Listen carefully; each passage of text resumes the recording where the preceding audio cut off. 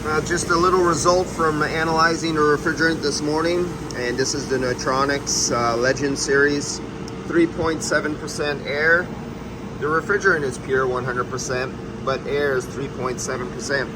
And some people always ask, and usually people who never paid attention to when you're taking your EPA refrigerant certification test on the latest one, not for the old guys who are grandfathered in, who don't learn anything more because they're lazy.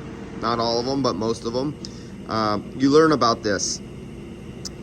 Air, they don't count as a refrigerant contaminant because it's not another refrigerant mixed in with your prime base refrigerant that you're supposed to have in there.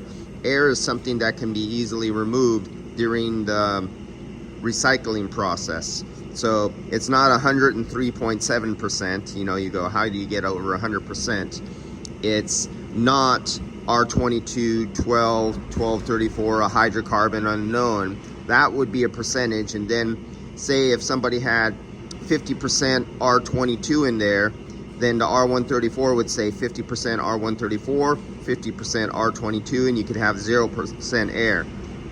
But when they're talking just about the refrigerants, those will be in percentages of up to 100%.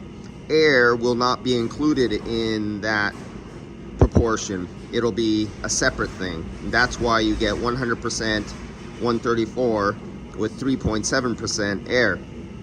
And I've seen many other vehicles with much more than 3.7% air. You should be 0. There is a minimum allowable, say like 2%. But even that's not allowable. There's no reason to have 2%. But there's those lazy, sloppy people who like excuses to have some leadway for being sloppy. And they'll guide anything like that or less as being acceptable. But in my book, 0% is acceptable. All right, that's all. Just explaining that because I always get that question. How can you have 100% plus 3.7%?